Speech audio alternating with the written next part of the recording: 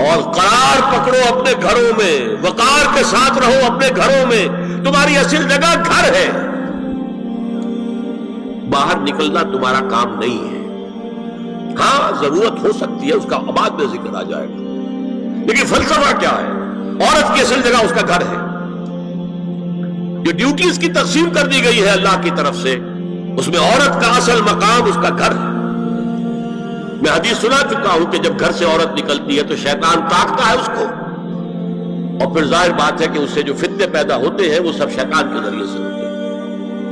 وَلَا تَبَرَّجْنَ تَبَرُّجَ الْجَاهِلِيَّةِ الْأُولَىٰ، اور جو جاہلیت تھی، اسلام کے آنے سے پہلے کا جو دور تھا، اس میں جس طرح تم بند سنور کر اور لوگوں کی نگاہوں میں آنے کے لیے نکلتی تھی، اب وہ طریقہ اختیار نہ کرو۔ دیکھیں یہ بھی ایک بڑا نفسیاتی نکتہ ہے۔ مرد کے اندر قوت ہے، وہ اپنی قوت کا ظہور چاہتا ہے، کبھی جی چاہتا ہے دیوار کو کندھا دے مارے، راستہ چلتے کسی کو لگا کندھا، قوت ظہور چاہتا ہے۔ عورت کے پاس سب سے بڑا سرمایہ اس کا نسوانی حسن ہے، جسمانی طاقت تو نہیں ہے نا، اس کے اندر ایک ارج ہے کہ اپنے آپ کو ظاہر کرے۔ اس کا نام تبرج، بروج کہتے تھے ان برجیوں کو کہ جو فصیلوں کے اوپر ہوتی تھی، اور ظاہر بات ہے دور سے مسافر آ رہا تو پہلے تو برجی نظر آتی تھی نا، تو نگاہوں میں آنا، نگاہوں میں کھپنا، یہ تبرج ہے۔ تو تم جس طرح پہلے بناؤ سگھار کر کے نکلا کرتی تھی، اور تبرج الجاہلیہ اب چھوڑ دو۔ وَأَقِمْنَ الصَّلَاةَ وَآتِينَ الزَّكَاةَ، اور نماز قائم رکھو، زکات ادا کرو۔ وَأَطِیعْنَ اللَّهَ وَرَسُولَهُ، اور اللہ اور اس کے رسول کی اطاعت پر کاربند رہو۔ اب آئے الفاظ جو اہم ترین ہے، انما یرید اللہ لیذھب عنکم الرجس اہل البیت ویطہرکم تطہیرا۔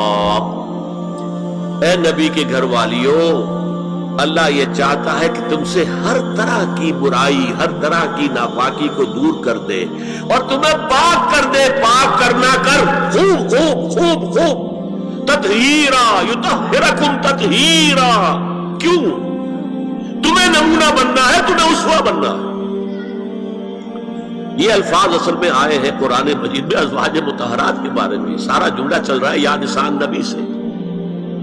ہمارے کچھ دوستوں نے اسو کہا ہے کہ اہل بیت سے مراد حضرت علی، حضرت فاطمہ، حضرات حسنین ہیں۔ وہ بھی حضور نے فرمایا، میں نے ایک ٹی وی مذاکرے کے اندر بھی جب کچھ حضرات کہہ رہے تھے کہ اہل بیت تو اصل میں وہ ہے، میں نے کہا نہیں، اصل میں بیویاں ہیں لیکن وہ بھی اہل بیت ہے۔ حضور نے ایک چادر میں جب سمیٹا سب کو، تو یہ بھی اللہم ہؤلاء اہل بیت، یہ بھی میرے اہل بیت ہیں۔ سلمان منا اہل البیت، سلمان بھی ہمارے اہل بیت میں سے، جو جتنا قریب ہوا۔ لیکن قرآن میں یہ لفظ آتا ہے صرف بیویوں کے لیے، ازواج کے لیے۔ یا ایھا الذین آمنوا لا تدخلوا بیوت النبی حتی یؤذن لکم، اہل ایمان نبی کے گھروں میں داخل نہ ہوا کرو جب تک کہ اذن نہ دیا جائے۔ اور اس کے بعد فرمایا وَإِذَا سَأَلْتُمُوهُنَّ مَتَاعًا فَاسْأَلُوهُنَّ مِنْ وَرَاءِ حِجَابٍ، اور دیکھو اگر نبی کی بیویوں سے کوئی چیز مانگنی ہو تو پردے کی اوٹ سے مانگو۔ یہ حجاب کا لفظ آیا ہے جس کو کہا جاتا ہے کہ حجاب کا کوئی حکم قرآن میں ہے ہی نہیں۔ پہلے وہاں کے گھر کھلے ہوتے تھے، گھر والوں پر کوئی پردہ وردہ نہیں ہوتا تھا، اور گھر کوئی کنالوں کے اور ایکڑوں کے تو نہیں ہوتے تھے، چھوٹے چھوٹے گھر۔ لیکن یہاں پر فرما دیا گیا پردے، اس کے بعد سے جب سے یہ آیت اتری گھروں کے اوپر پردے ڈال دیے گئے۔ اب ظاہر بات ہے کہ اس میں چہرے کا پردہ ہی ہوا نا، چہرے کا پردہ ہے حجاب، اسی کو حضرت عائشہ نے آیت الحجاب قرار دیا ہے۔ اور پھر دیکھیے جو ریئلزم ہے، ریئلزم میں نے کہا تھا نا کہ اللہ نے بھی فرمایا کہ سب سے زیادہ محبت انسان میں عورت کی ہے، حب زین للناس حب الشہوات من النساء، اور پھر اس کے بعد لمبی فہرست۔ حضور نے فرمایا حب الیہ النساء والطیب، یہاں بھی فرمایا گیا ذالکم اطہر لقلوبکم وقلوبہن،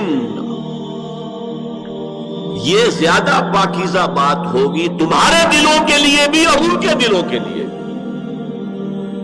اگر نبی کی بیوی بے حجاب تمہارے سامنے آ جائے گی تو وہ نبی کی بیوی ہے اور ازواج مطہرات ہونے کی حیثیت سے تمہاری ماں بھی ہے، لیکن ایک عورت بھی تو ہے، اور تم چاہے صحابی ہو کچھ بھی ہو، تم مرد بھی تو ہو۔ یہ مرد اور عورت کے درمیان جو کشش ہے یہاں بھی اس کا ساس۔ نبی کی بیویوں کو بھی یہ نہیں کہا کہ اس سے ماوراء ہے، معصوم تو کوئی نہیں نبی کے علاوہ، وہ تو اللہ کہہ رہا ہے ہم تمہیں پاک کر دینا چاہتے ہیں، پوری طرح پاک کر دینا چاہتے ہیں تاکہ تم تمام خواتین امت کے لیے اسوہ بن جاؤ۔ فرمایا یہ جو پردے کی اوٹ سے کوئی شے لینا دینا ہے، اس سے یہ تمہارے دلوں کے لیے بھی زیادہ پاکیزہ بات ہے، ان کے دلوں کے لیے بھی۔ یہ ہے اللہ تعالیٰ کا حکم سورہ احزاب کے اندر۔ اس کے بعد اسی سورہ احزاب میں اس سے جو مستثنا ہے، گھروں میں اذن لیے بغیر بھی داخل ہو سکے، جن کے سامنے ازواج مطہرات اپنے کھلے چہرے کے ساتھ آ سکتی تھی، ان کی ایک فہرست دی گئی۔ یہ مختصر فہرست ہے۔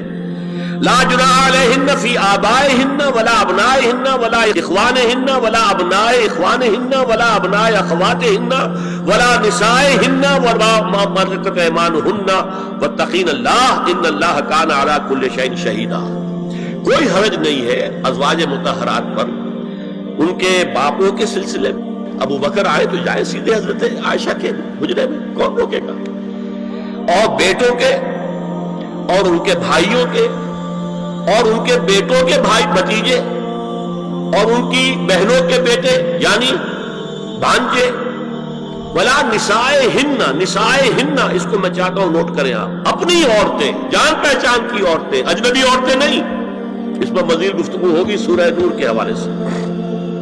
ولا ما ملکت ایمانہن، اور جو ان کے ملک یمین ہے، ان میں ایک رائے یہ ہے کہ مراد صرف باندیاں ہیں اور ایک مراد یہ ہے کہ اس میں مرد غلام بھی شامل ہیں۔